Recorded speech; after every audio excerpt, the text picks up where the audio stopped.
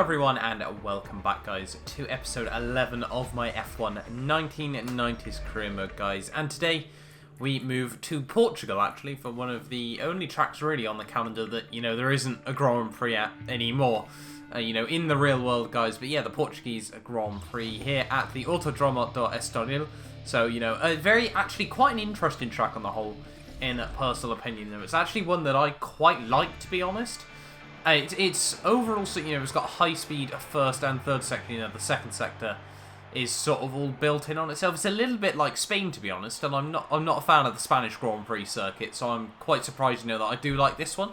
But unfortunately, obviously with the automatic grid, I was left down in P9 on the start. My teammate Michael Schumacher was up in P6, but going for a few slight aero changes to the car. Wasn't really too sure how I wanted to do it. I was going to bring down the front ride height just a bit and then shorten out the gears ever so slightly. I wasn't really too wanting to gamble it, depending on how, if we were in slipstream and everything, whether it would make it very, very difficult to overtake on the whole. But let's move on then into the Portuguese Grand Prix.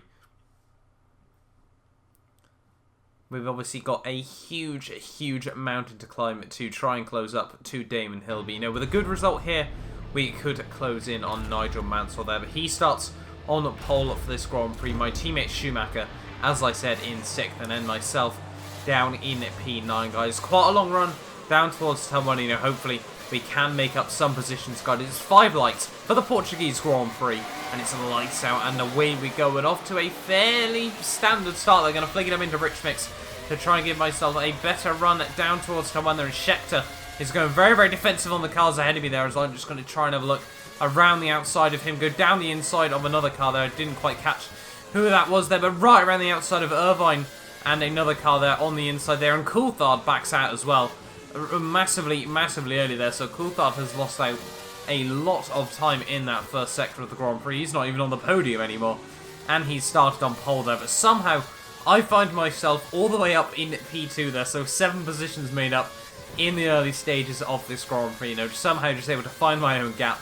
And, coming on to the end of a lap 3, though, it's one of those stories, we've seen all season long. Damon Hill just able to pull away a ridiculous margin early on in these races, guys. But actually, the team were discussing about a 2-stop Grand Prix here, and, the AI opt to generally go for a 2-stop around, sort of these high lap, short distance circuits, which, this for me was actually really, really useful, because Damon Hill, as you can just see on the mini-map, is going to dive it into the pits on the end of lap 4 there, so he's going to go for a 2-stop Grand Prix here, and depending on how well the tyres were going to last, I'm thinking potentially trying, if I can drag these tyres, sort of lap 7, lap 8, then I could potentially be looking at a 1-stop Grand Prix here, guys. Hopefully that can come to fruition as we go through Sector 1 here once again. Unfortunately, getting a little bit of dirt on the tyres there as I run a little bit deep through turn 4.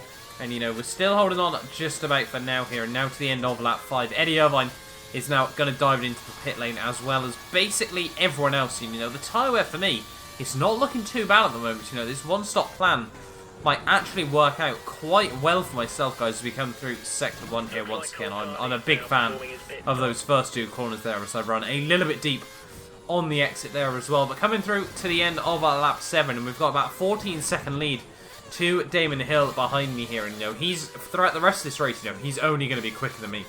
There is no denying that as we come through the final sector of the lap, though. We're going to now dive it into the pit lane here. Actually wasn't too sure how the pit lane worked around this circuit. Pretty certain this is the first time I've ever actually attacked the pit lane around here. And coming in now, we do hold on to P1 for now, but you can just see on the mini-map there, Damon Hill obviously going to go straight back up into the lead of the Grand Prix. If we can have a nice, good, clean pit stop here, we could still be out nice and strong in this race. And a 5.5 second pit stop near enough there.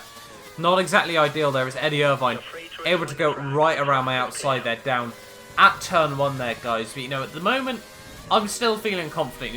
Hill probably only about 8-9 seconds up the road, I would have thought. And as we skip onto lap 9, you could just see Eddie Irvine, the car in front of me there, opting to dive it into the pit lane there, as we also set a new PB for the race, over 13 dead. But yeah, Hill, only now about 4 seconds up the road. We were still closing in on him ever so slightly through the second half of this Grand Prix, guys. As, you know, we were just on a fresher set of tyres at this point of the race, and now on to lap 13 there. Damon Hill is now going to dive it into the pit lane to take his second pit stop of the race, and, you know, for me now, it's just about trying to keep these tyres throughout these final 4 laps of this Portuguese Grand Prix, guys, as we come through Sector 1. We've still got Villeneuve piling on the pressure, but I'm sure he will need to make his last pit stop of the Grand Prix very, very shortly as we come through the end of Sector 1 here. And now moving on to the end of lap 15 here. As you can see, Hill now is once again the car behind me, but we've got a 14-second lead over him. He was closing about 2 seconds a lap during this final 4-lap stint of the Grand Prix, guys. But I think, you know as well as I that, you know, that is just not going to be enough for the Englishman there, as we now skip on to the final lap of this Portuguese Grand Prix. You know, it's been the strategy once again. You know, I think this is the 3rd race in a row. You know, the last 2 have been changeable conditions that have helped me in the Grand Prix, but, you know, this one has just been able to take the tyres much longer than the AI are able to do so, guys. As we come through into the final couple of corners of the Portuguese Grand Prix, guys, coming through this long right-hander, and now onto the final home stretch of this Grand Prix, guys. We're going to come through for the full 25 points and take home the race victory at the Portuguese Grand Prix.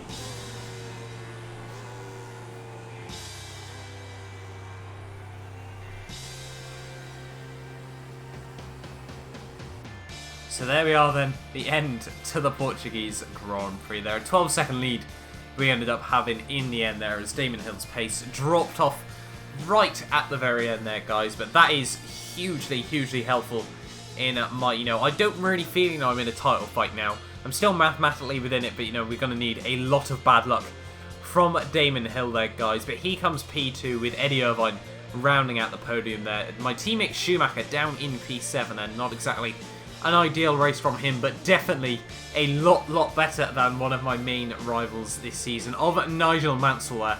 Started on pole and only able to take home P8 in that Grand Prix, so I'm going to have closed up 21 points from that one race alone, guys. And if we skip on to have a look at the point standings there, that will mean that I now move up to P2 overall. You know, Damon Hill still with a 50-point lead at the top of the standings there, guys. But I'm now P2 with 169 points there. 12 points clear of Nigel Mansell just behind me there, guys. And that's, you know, it's given me a lot of boost going into the final 4 rounds of the season, guys, which I'm not mistaken will next up be the Spanish Grand Prix at Jerez. Then we've got this Japanese Grand Prix at Suzuka, the Australian Grand Prix, and then finally at Brands Hatch for the title. Hopefully, you know, the title decider, but, you know, I'm still a little bit skeptical, guys. But we're also just 2 points behind the FW14B team as well in the Constructors standings, guys. You know, hopefully you have enjoyed this video. Do not forget to like, subscribe if you want to see more of my F1 1990s career mode, guys. And I will see you next time for a brand new video.